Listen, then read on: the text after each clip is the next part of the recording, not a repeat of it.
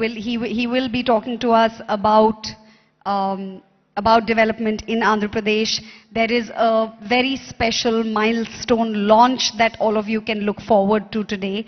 So it's a brief program, a very focused program for all the entrepreneurs and industrialists gathered here today. We would very much appreciate your wholehearted participation. Thank you.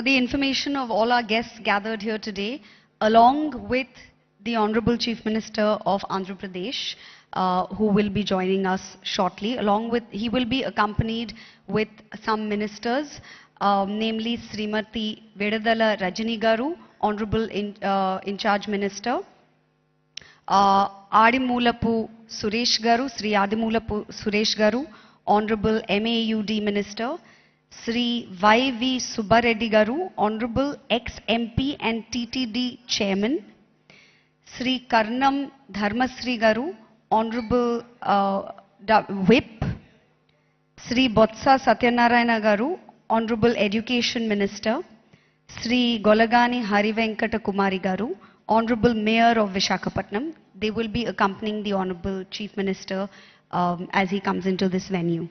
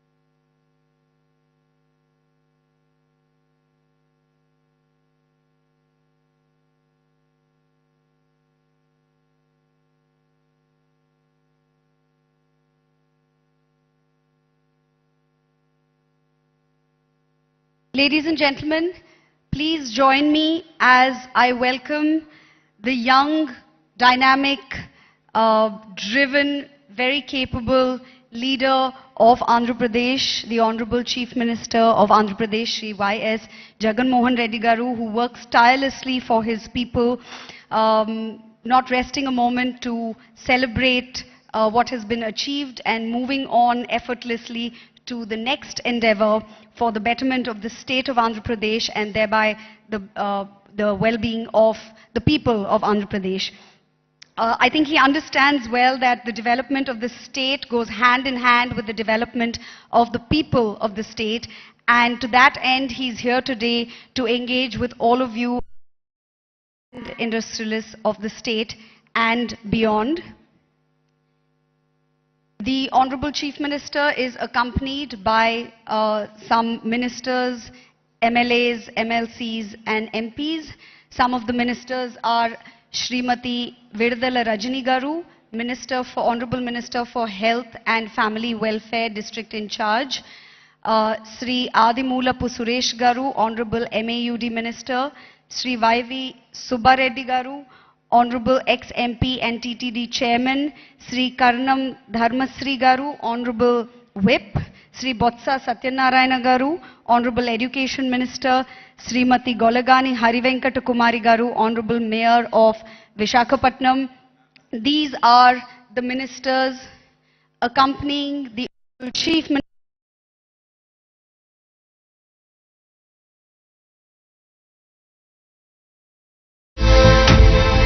for the development of the state and thereby for the development of the people of Andhra Pradesh.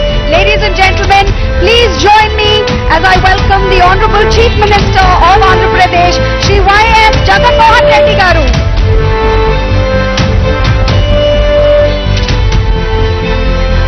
Thank you very much, sir, for joining us. On behalf of the people of Andhra Pradesh and on behalf of all the industrialists, the industry leaders, business leaders and entrepreneurs who are gathered here today, I would like to thank you for creating an atmosphere for both development and dialogue, of which was born the Development Dialogue of Andhra Pradesh 2024. May I request you, sir, to please engage with the audience and tell them more about this initiative in your own words.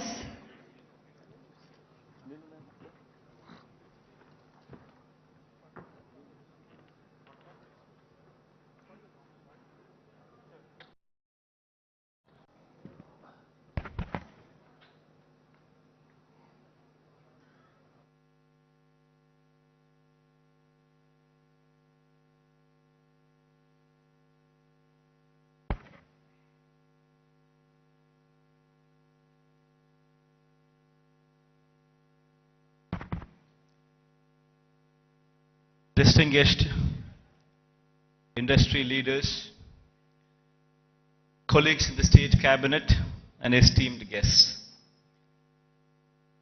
I think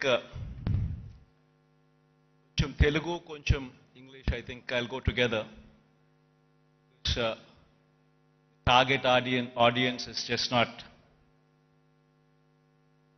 some of the people present here.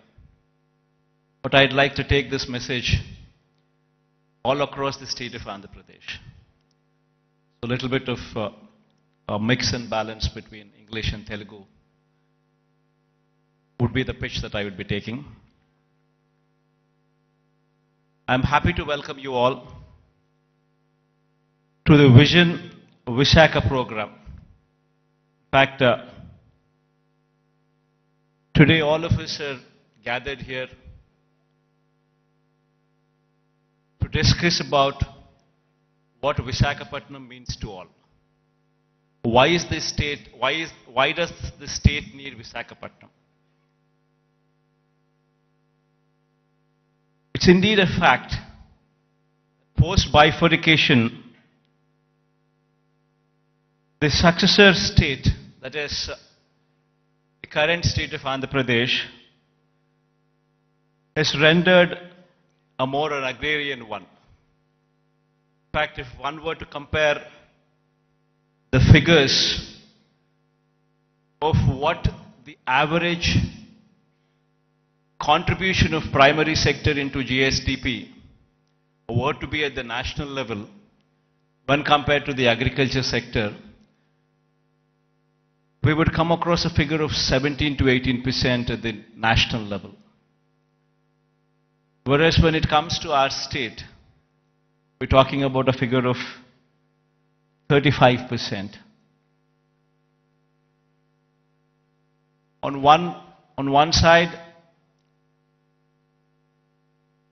it is a projection that we are an agrarian state. But on the other side, it poses a challenge that no state can survive with these numbers until and unless the secondary and the tertiary sectors grow. And the contribution of the primary sector, that the agriculture sector, comes down. That means the growth should take place in such a way that the secondary sector and the tertiary sector continues to grow in a much faster pace than the agriculture sector. Only then we would be in a position to address the challenges that are posed. Only then you would see better growth rates. Only then you would see a situation where you can talk about economic boost. In fact, so much so is the challenge posed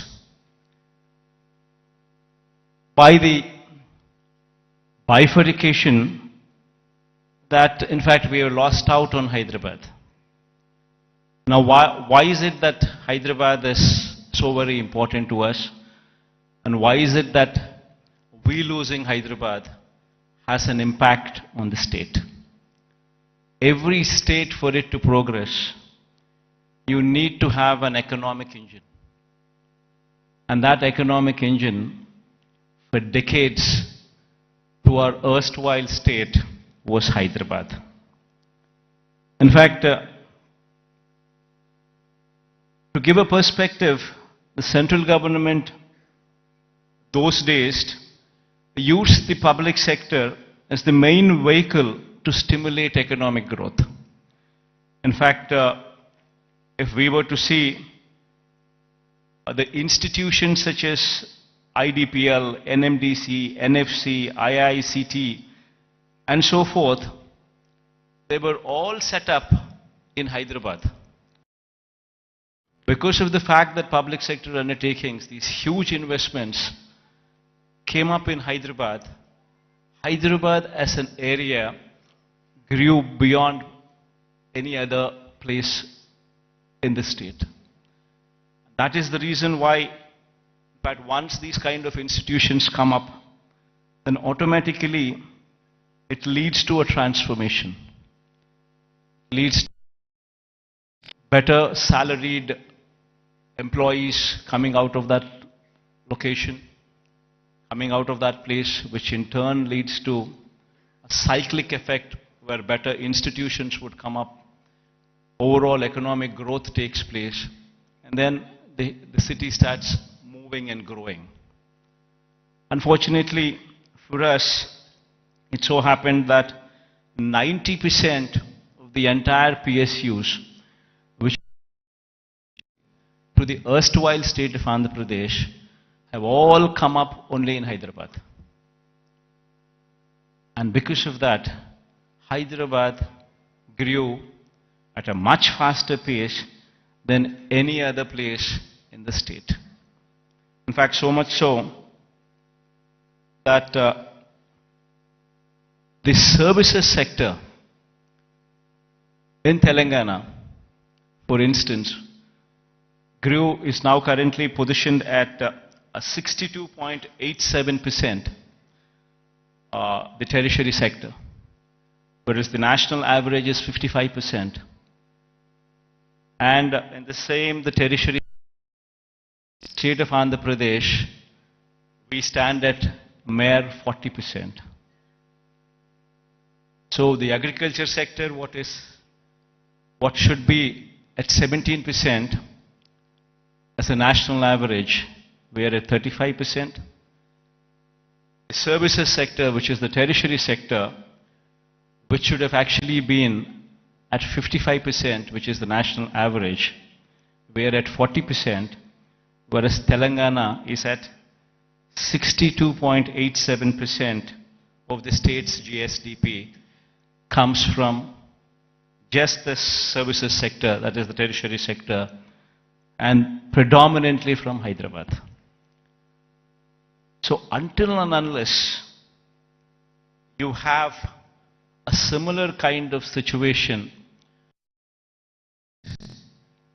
the Andhra Pradesh's economy, we will never see the services, the rise of the services sector.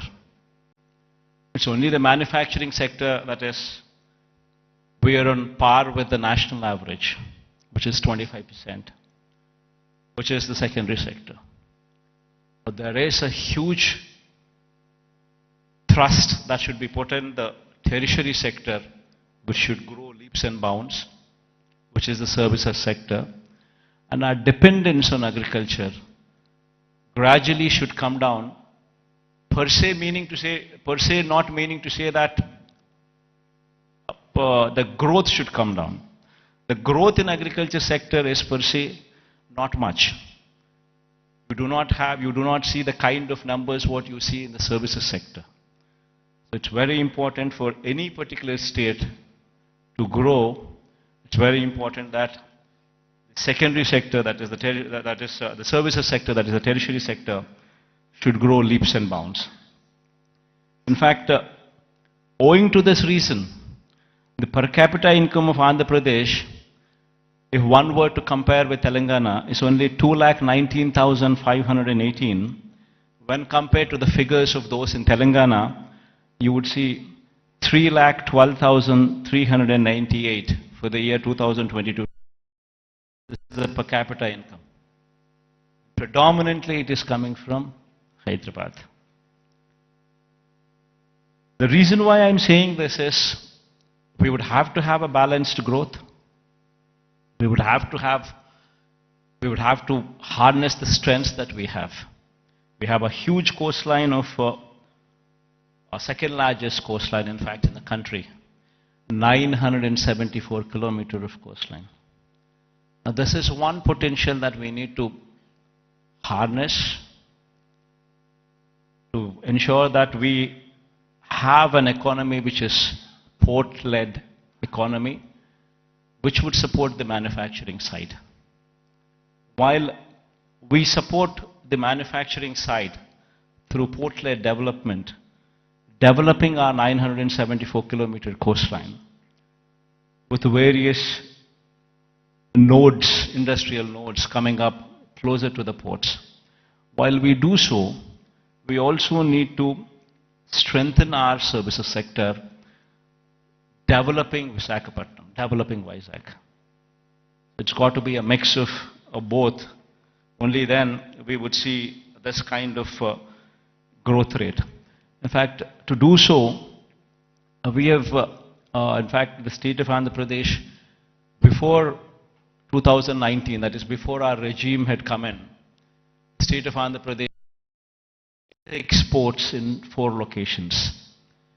Now, in this 5 years of regime, we're actually in a very advanced stage of constructing 4 more ports. In fact, at a rapid pace, the construction of the ports is going on. In fact, 16,000 and odd crores of investment is going in. We've already incurred more than close to 4,000 crores of this investment.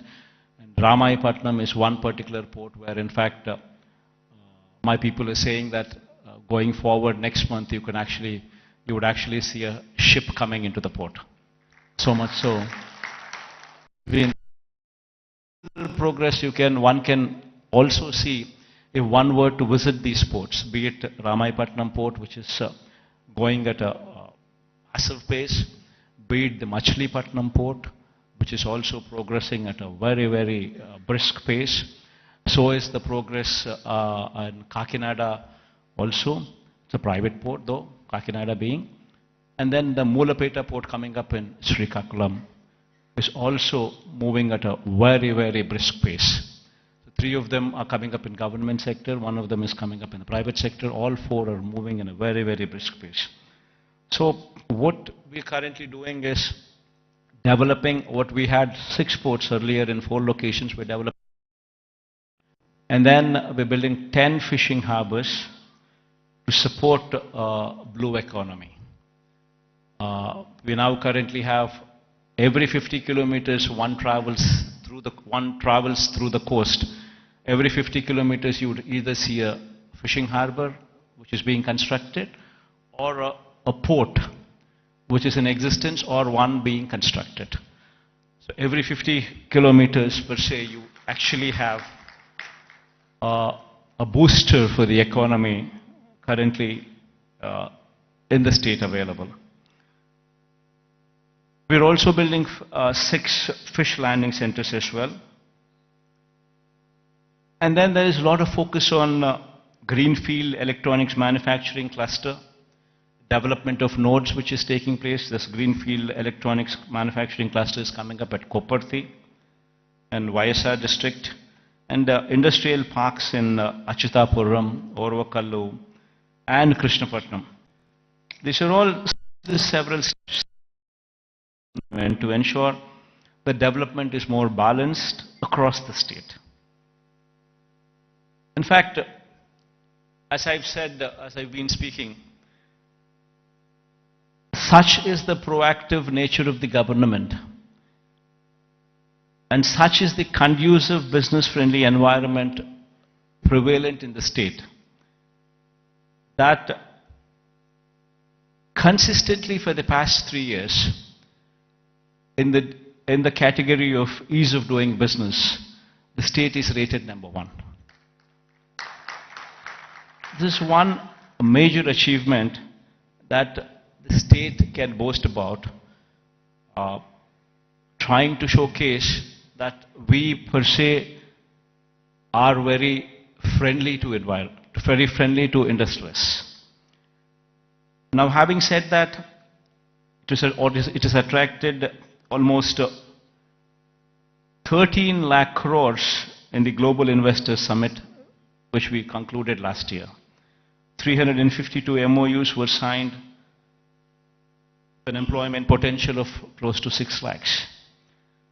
And at a brisk pace, these MOUs are being translated into reality. In fact, out of 352 MOUs that we have actually signed, in fact, 39% of these MOUs have actually translated into actual commissioning of the plants. So at a brisk pace, these things are happening, and we have also been, the economy per se, if one were to look at it, just doesn't come with only the elite or the aloof or the big manufacturing sector alone coming up. It's got to be a mix of everything. In fact, so much so that I would say that the state government has implemented in these 5 years several welfare programs orienting them towards sustainable self-employment. In fact, every scheme of the state government, if one were to notice the schemes, especially the welfare schemes, one would be surprised to see what kind of a transformational bearing these schemes have.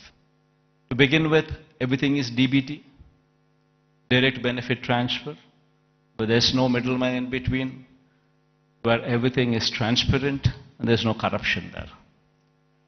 Now, having said that, every scheme is hand-holding women. So much so that every scheme is translating. Say, for instance, I speak about Cheyuta as one particular scheme. The scheme actually narrates hand-holding women, same particular women, consistently for 4 years, every year giving 18,750 rupees for the same woman.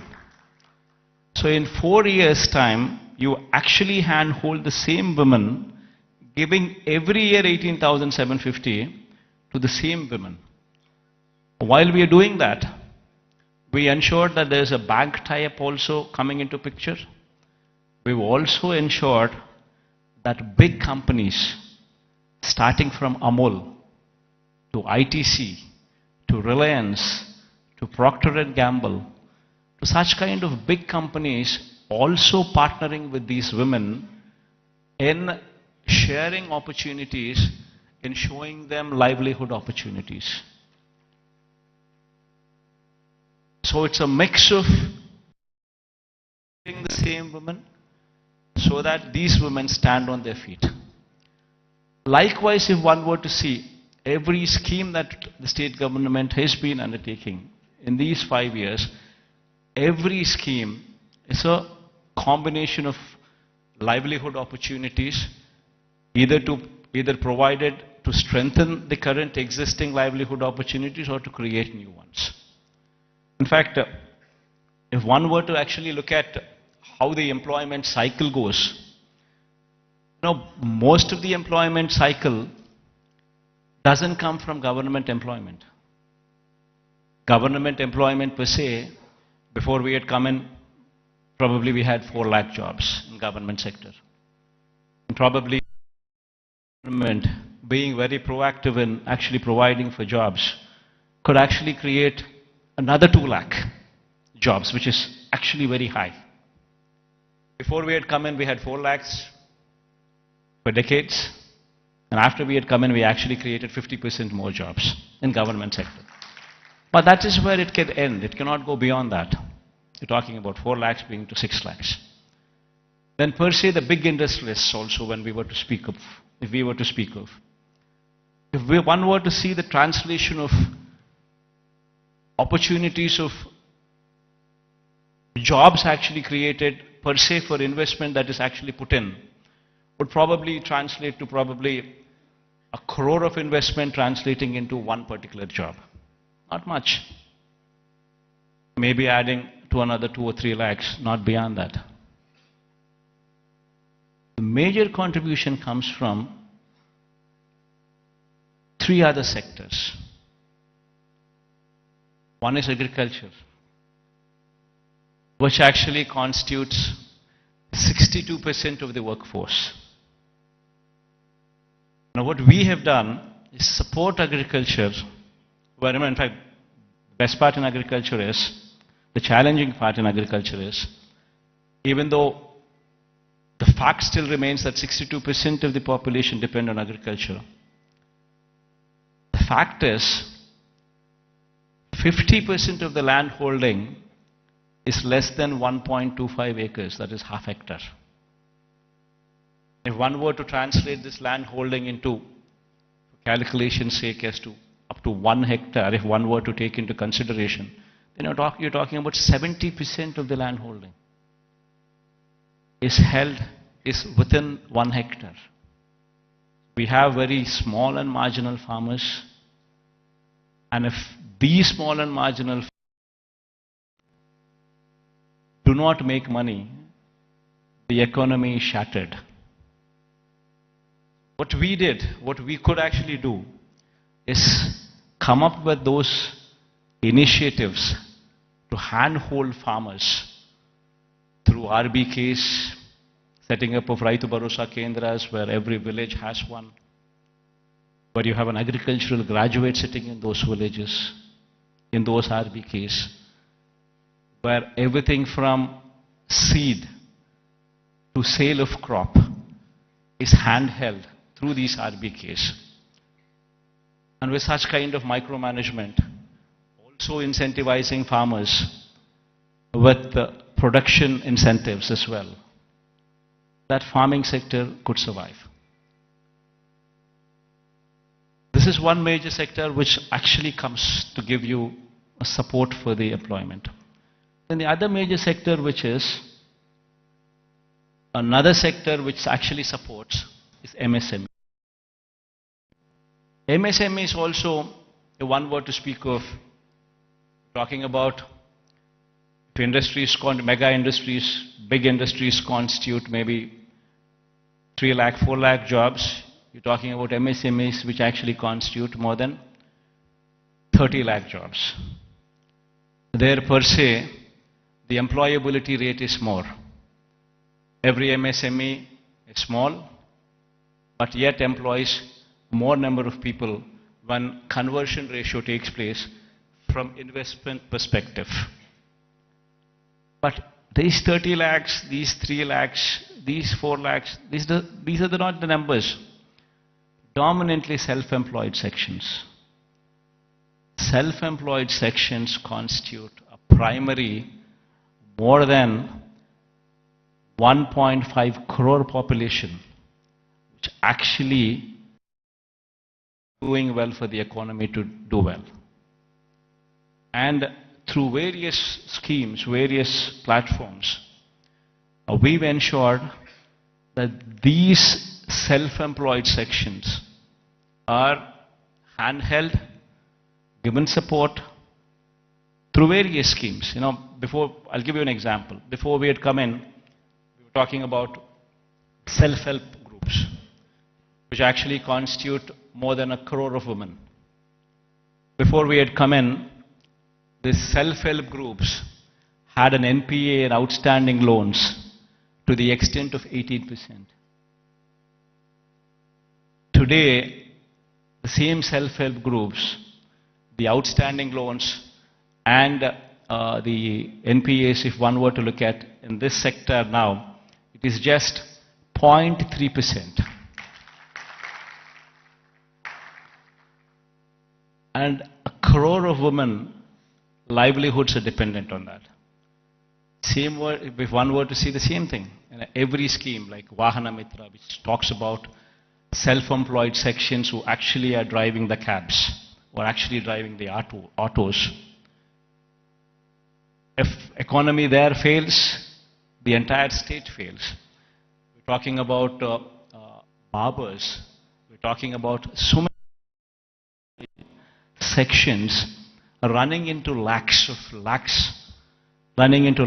and together running into crores, which actually have been supported so as to render phenomenal growth rate. In fact, when we had come in 2018-19, our state was figuring probably the least among the states in growth rate, in GSDP growth rates.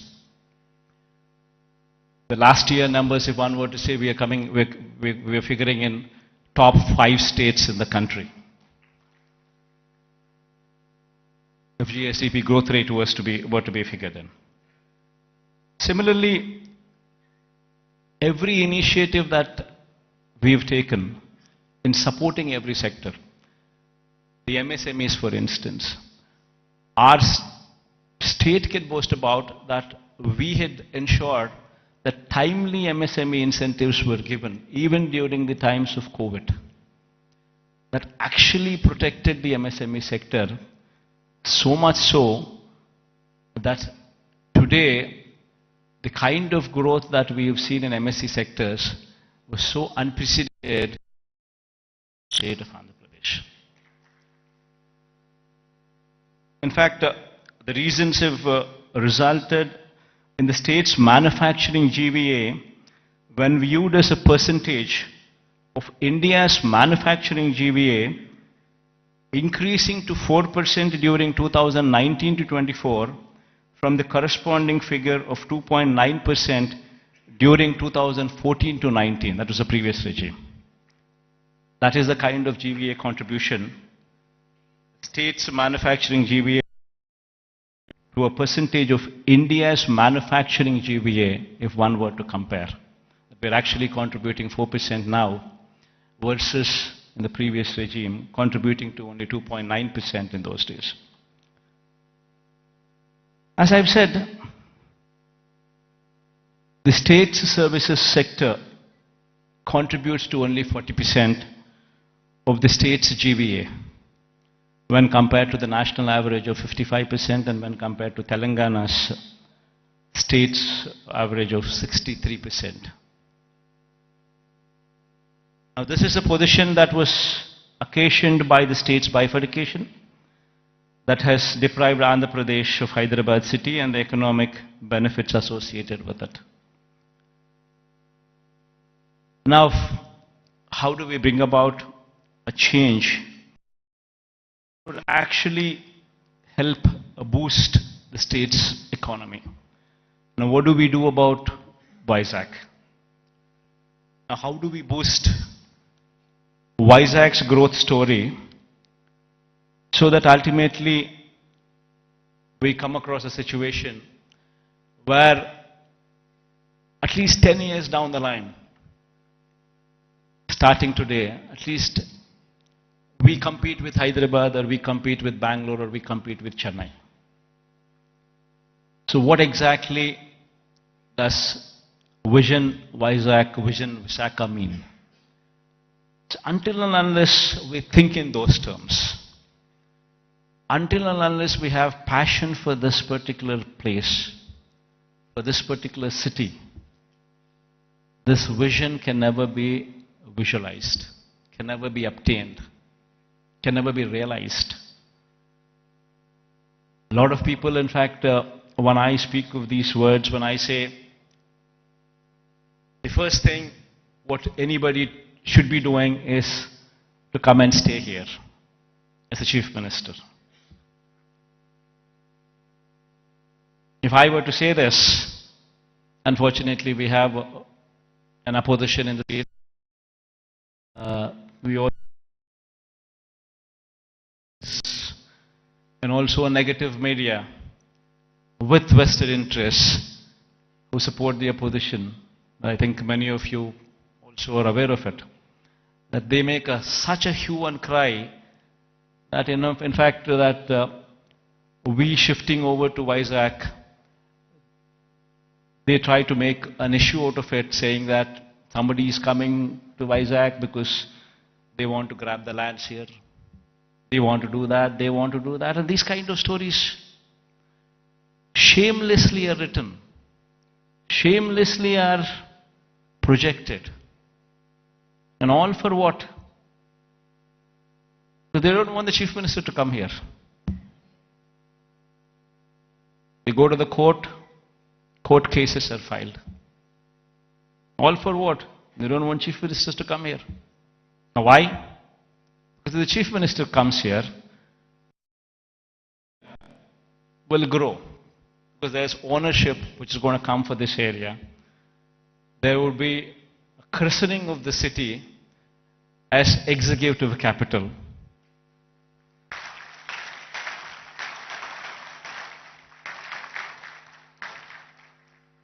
So they don't want the chief minister to come here because they have vested interests elsewhere.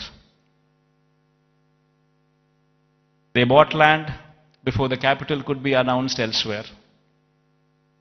Thousands of acres in private hands, Benami lands. And they're all scared. The moment this becomes the executive capital, the land rates there would further plunge. And because of this vested interest, today, Vizag has taken the beating. So going forward, I'm here to assure everybody here that there would be changes. Because this is inevitable. If one were to compete with Hyderabad, compete with Chennai, compete with Bangalore, it's very important that Vizag becomes the economic growth engine.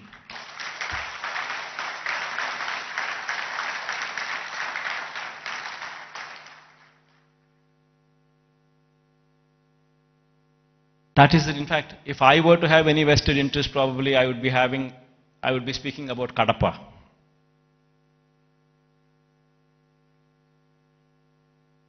See, for me, the state is ours, to everyone here.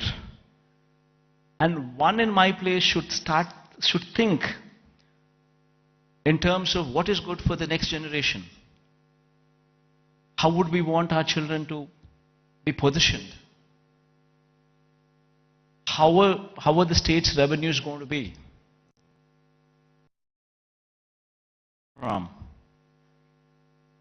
And how exactly can we boost these revenues to support the growth of Andhra Pradesh? If we do not think like this in terms of growth for Vizag, then who would think? If the vision of the leader is wrong, if the vision of the leader is negative, then Vizag today, unfortunately, only person standing for Visakhapatnam as executive capital is only me.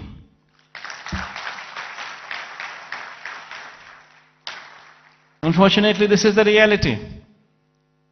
Fighting against the entire opposition, fighting against vested interests of the media, everybody wanting that Visakhapatnam is not declared as executive capital. This is the reality. Everybody should keep this in mind, understand this reality.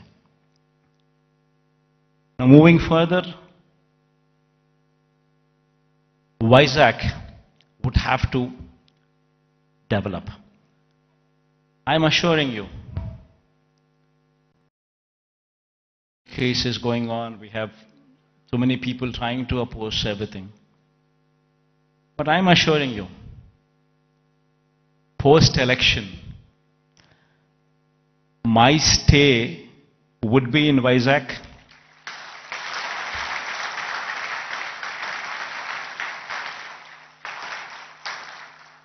In fact, my swearing-in ceremony also would be in Vizag.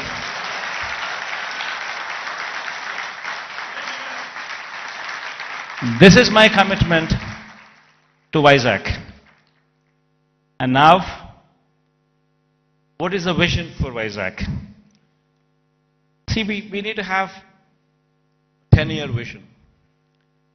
We would have to own this city, christen the city as executive capital, become part of the city, and have a 10-year vision. You know, we need to have a roadmap which is workable, which is doable. It cannot be a roadmap where we just dream big but yet achieve nothing, because it is impractical. Not so. We need to have a practical solution, we need to have a practical approach, and we need to have a vision which is realizable in 10 years' time. Of course, this vision is one vision which cannot be alone done by the state government. It would have to be the state government, it would have to be the central government, it would have to be a PPP model, it would have to be encouraging private people also to become part of the vision. All these people become part of this vision, only then we can realize Vizag is the next competitor in a decade's time to Hyderabad, Bangalore or Chennai. In fact, why I was opposed to the idea of having Amaravati as a capital. There is nothing against it. In fact, I'm one person who advocates the view that Amaravati should also have a legislative capital. In fact, I'm also one person who advocates the view that Kurnool should also have a judicial capital. Nothing against it. But then, the fact of the matter is, Amaravati is on a virgin land. 50,000 acres of barren land. Nothing there. And according to them, just to provide for the basic infrastructure, that is these roads, the water, electricity, and these kind of basic infrastructure alone, according to their own calculations, with the DPR that they have produced, costs almost 2 crores per acre, which is on a 50,000 acres of barren land. If one were to just lay these basic infrastructure requirements put in place, we're talking about 1 lakh investments, 1 lakh crores of money, which would have to be put in before any buildings could come up, or before we could talk about anything else other than the basic roads or the basic electricity or the basic water or the basic stuff. Now per se,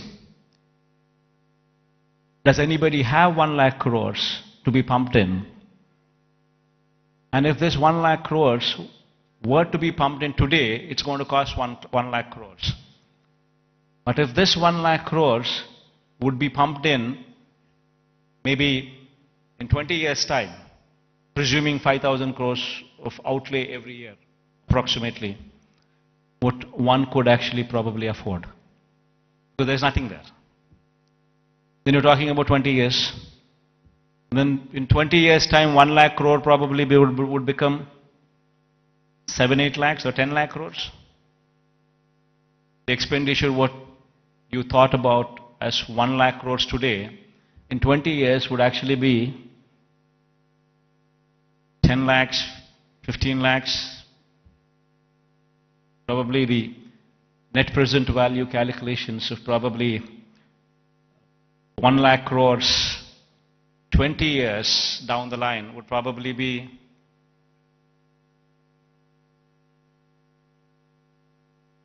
one were to calculate 1 lakh crores today, 20 years down it would be 10 lakhs, 15 lakhs, 20 lakh crores. And which is going to be a dream chasing. You would never be anywhere. That is the reason why I say I'm nothing against it. It's only something that we can't do it. Whereas here in Vizag, we have a place which already has this basic infrastructure. We already have roads. We already have good roads. We already have electricity, good electricity. We have good water connections. We have good everything. Basic infrastructure is already put in place. So all what we need to do is, given that finishing touches, just give it a little bit of finishing touches, and it would transform into something much, much, much bigger. And what are those finishing touches that we need to give? An iconic secretariat. The moment we shift here and christen it as executive capital, you obviously would have the entire employees also come and station here, for which a secretariat building. Why construct an ordinary secretariat building? Construct something iconic, which would stand out, which would attract the entire country to see. An iconic secretariat, an iconic convention center. People talk about one of Geo Convention Center. The latest, the biggest, the best. These are the names that they give. If we have something like that, not much of a cost. Why can't we have one here so that the entire world, entire country looks up? Iconic stadium. There's one in Ahmedabad.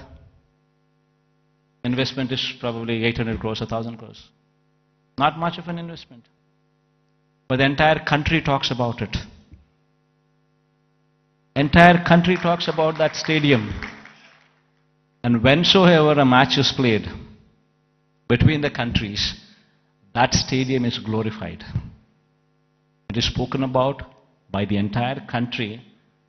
Entire world sees that stadium. All these that I speak about are iconic.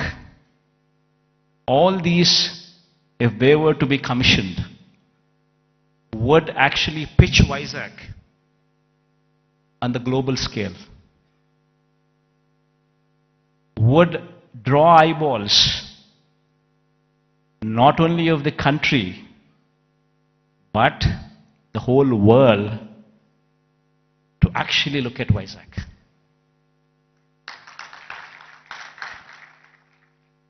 What we have envisioned for Vizag, iconic secretariat, iconic convention center, iconic stadium, Institute of Emerging Technologies. One beautiful institute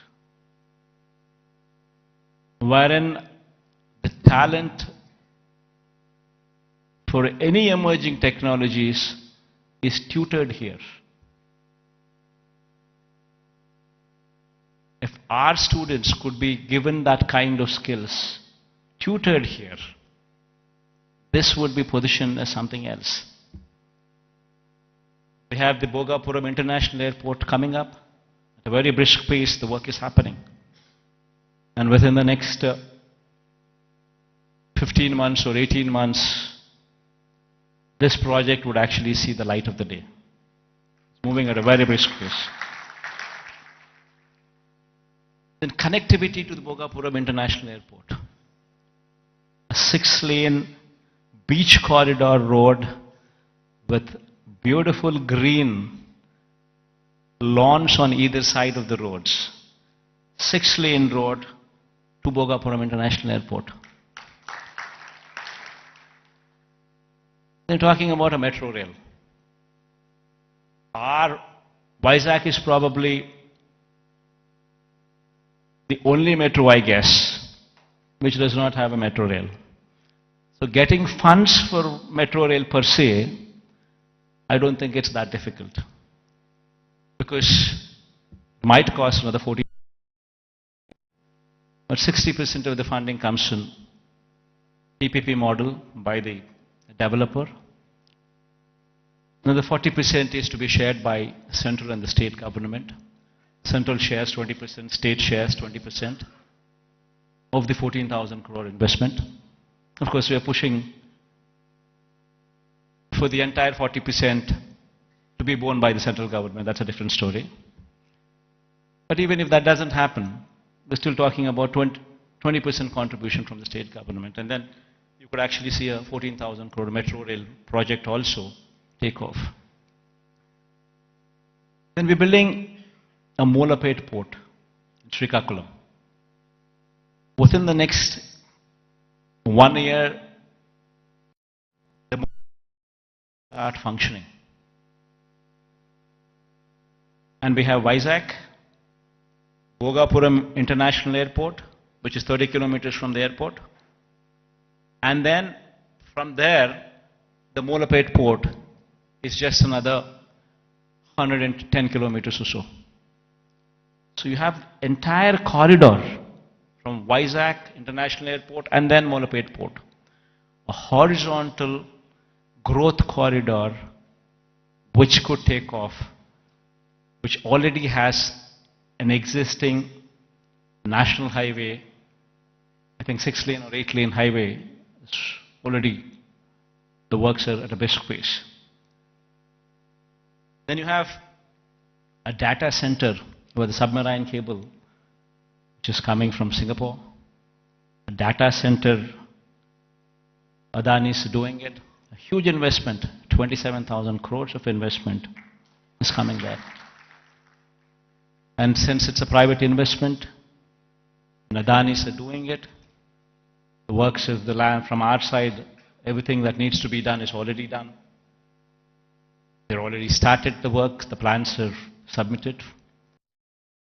Next 5-6 years, in a staggered way, in a phased manner, they would actually ensure that this project also comes up.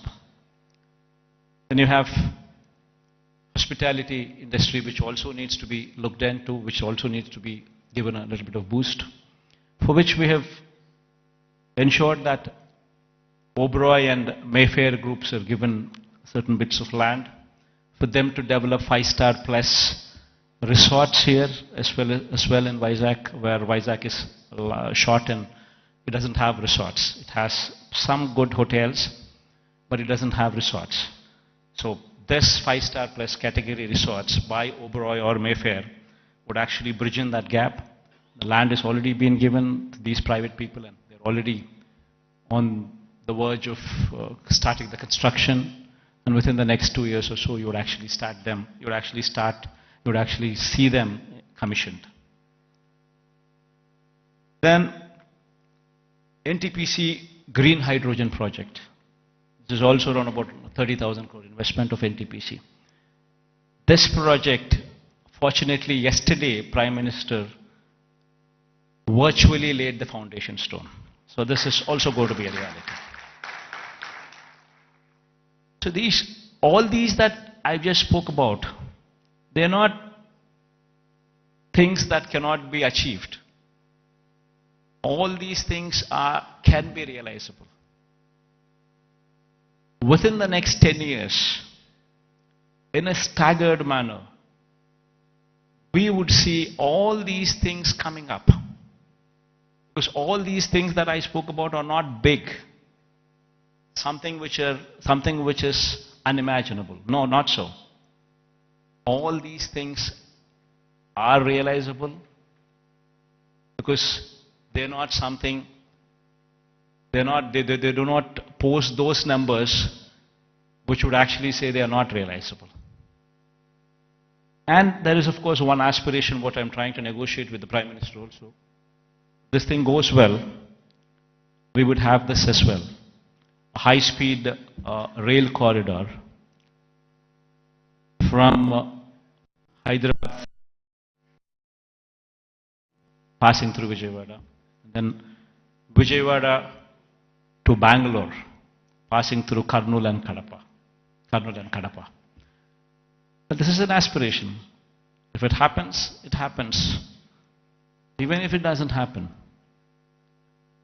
10 years is a big enough span for us to pursue that it happens. Even though this is an aspiration currently with us, the rest of the stuff that I spoke about are all realizable. So with all these things coming up in Vizag, and the Chief Minister coming and stationed in Vizag, it would attract a lot of people to come and settle down in Vizag as well. And Vizag in 10 years' time, with all these iconic buildings taking shape, would actually compete with the best in the world, with the best in India, definitely for sure. In fact, my people have gone ahead and given a presentation to this effect.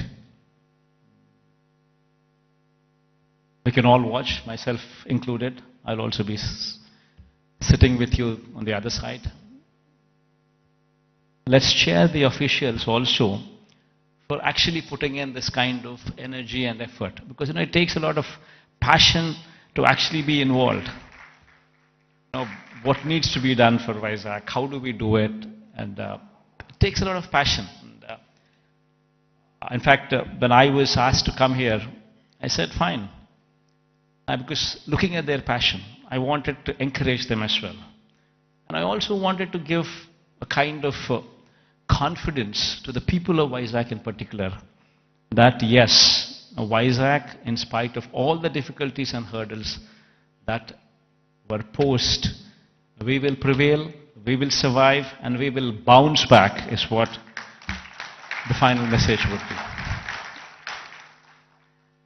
Thank you all for patient hearing. I hope that we all share this dream and it will be realized at the earliest. Because I can't repeat the whole thing in Telugu. I tried, but then I thought again I'll deviate. Maybe some other occasion in Telugu. Maybe some other occasion in Telugu I would do so.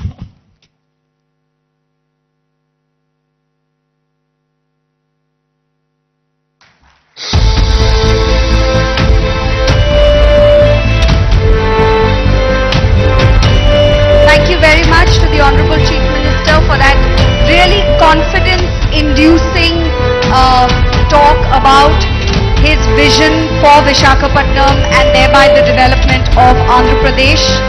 Truly, truly confidence-inducing and very, very inspiring. Thank you very much, sir, for the confidence-inducing talk on your vision for Andhra Pradesh. And thank you for joining the audience. It's a privilege for all of us that you will be watching the AV with them. I would now like to call upon Sri Lakshmi ma'am, Special Chief Secretary, Department of Municipal Administration and Urban Development, Government of Andhra Pradesh, to please come on to the dais and make the big announcement of the day and launch the AV.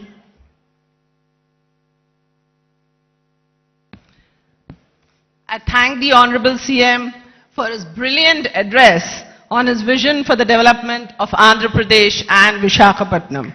As part of the development roadmap of the state, we now present the development plan for the next 5 years for Visakhapatnam and its hinterland, a magnificent film titled Vision Visakha.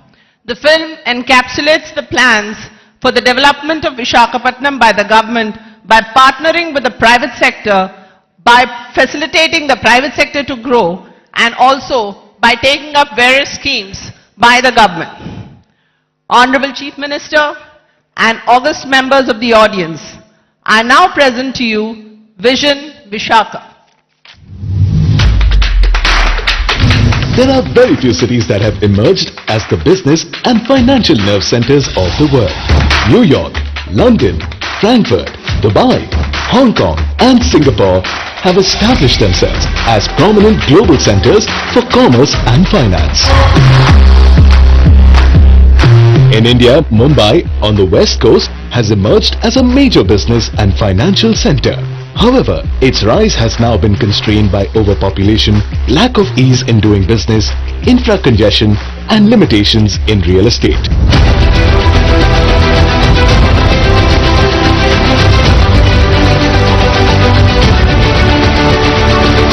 Located on the east coast of Andhra Pradesh, Visakhapatnam now holds the potential to compete with some of the best cities in the world in developing, innovation and natural scenic wonders.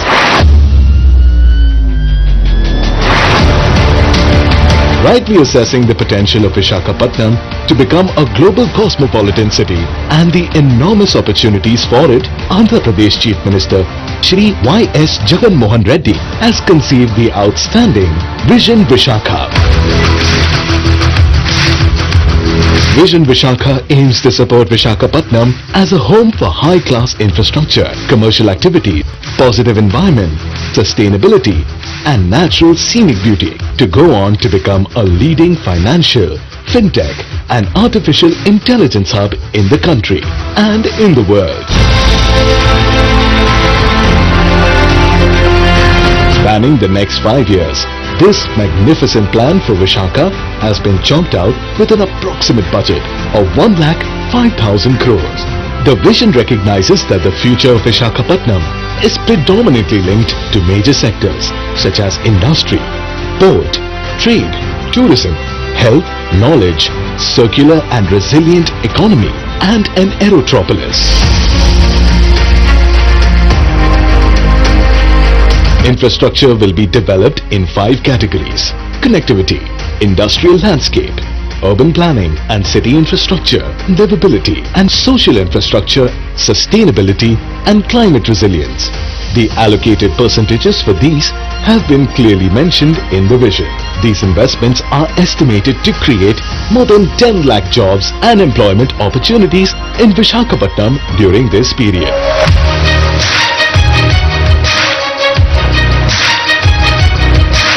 Connectivity infrastructure projects in relation to national highways include 12 flyovers, 6-lane beach corridor, 6-lane road from Sabavaram to Sheelanagar, and road construction projects from Sheelanagar to Visakhapatnam port. A total of 8,980 crores have been proposed for the same. With respect to the road network, a total of 12 projects including new roads, widening of roads, footpaths, facilities at junctions, pedestrian requirements, alternative route to Simhachalam, rail over bridge, bus shelters and more have been proposed with an investment of 1,906 crores.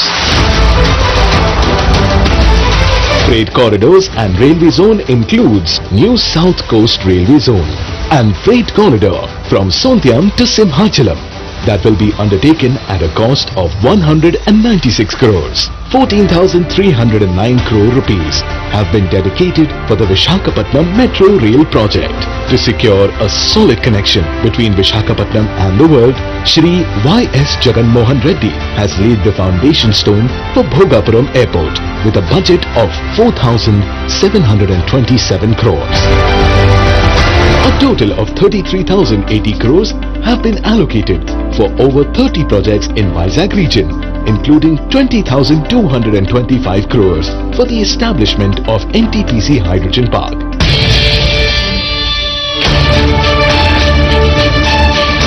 To develop Visakhapatnam as an IT hub, an integrated data center park, IT, ITES and Infosys Development Center have been proposed at Visakhapatnam Tech Park with a budget of 25,025 crores. Through these, the Honorable Chief Minister hopes to provide direct and indirect employment to around 5 lakh people. Foreseeing the need for uninterrupted power supply to attract investments, Shri Y.S. Jagan Reddy allocated 3,166 crores for various electricity projects in Visakha Vision. In relation to urban planning and infrastructure of the city, investments of 975 crores are dedicated for fresh water supply projects.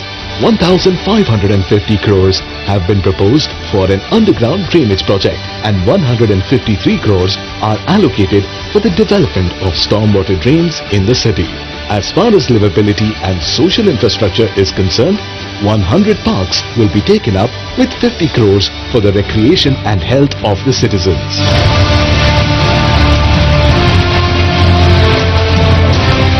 150 lakes will be developed in a phased manner in the city with a sum of 250 crores. Regarding sports facilities, 7 stadiums will be developed with a budget of 169 crores. Along with demonstrating his commitment towards encouraging sports through the one-of-a-kind statewide Adudam Andhra program, Shri Y.S. Jagan Reddy has proposed an international cricket stadium with a whopping budget of 300 crores in this Visakha vision in order to place Visakhapatnam on the sports map of the world. DMRDA projects include a natural history park, museum and research institute with 108 crores, a convention center with 220 crores, an urban entertainment zone with 40 crores and Siripuram multi-level car park with 87 crores.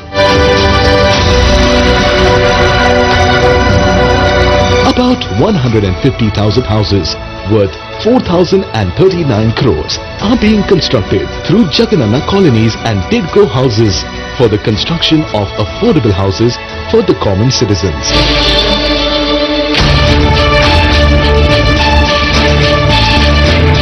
Visakhapatnam has unlimited opportunities in the tourism sector.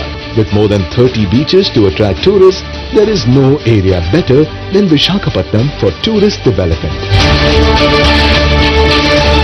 Visakhapatnam owns tourist attractions that are proposed to be developed with around 1,500 crores. Apart from that, major star hotels like Oberoi, Mayfair will also be facilitated to attract global tourists to the city.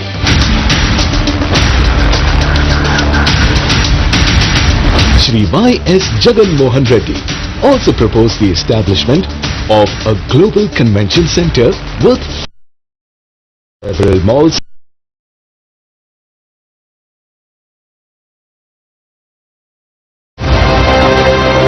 under the infrastructure for Eco Vizag, Clean Energy. 178.22 crores have been proposed for the development of Nagar Vanalu, Mudassarlova and Meghadrigadda floating solar plants, 2- and 3-wheeler electric transport projects. Chief Minister Y.S. Jagan Reddy's impeccable foresight resulted in a magnificent mission to develop Visakhapatnam into a global city with spellbinding amenities. A successful realization of this vision is destined to make this city of destiny a remarkable cosmopolitan center in no time.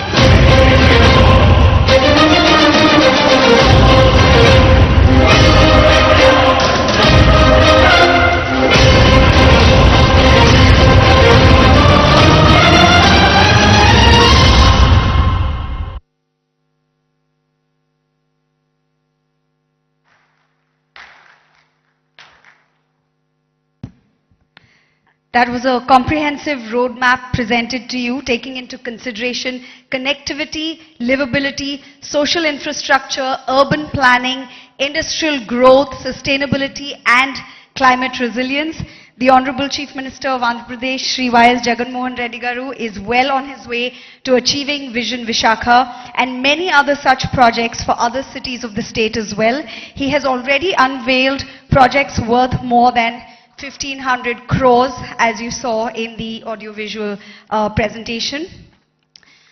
To serve as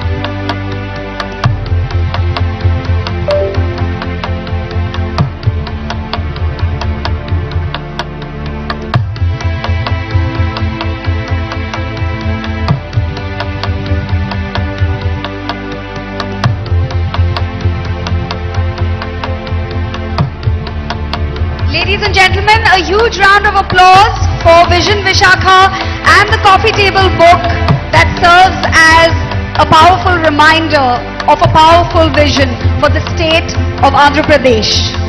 Under the able leadership of the Honorable Chief Minister, Shri Y.S. Jagan Reddy Garu.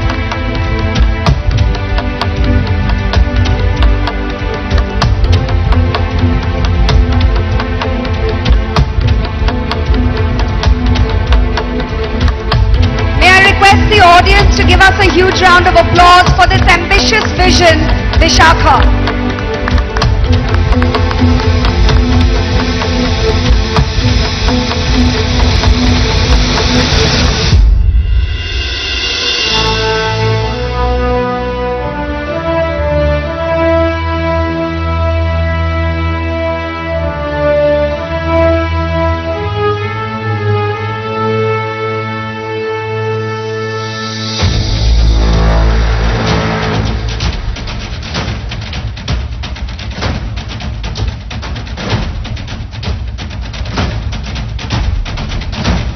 Thank you so much, sir, for inducing this audience with your confidence, your passion for your vision, Visakha.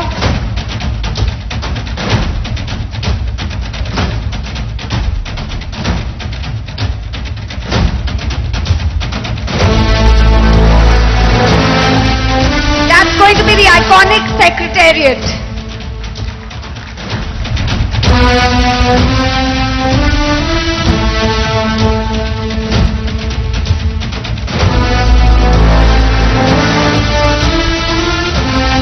The iconic secretariat that will lure the eyes not only of the entire country but also of the entire world, as shared in Vision Visakha by the very driven, young, dynamic leader of Andhra Pradesh, the Honorable Chief Minister Shri Y.S. Jagan Reddy Garu.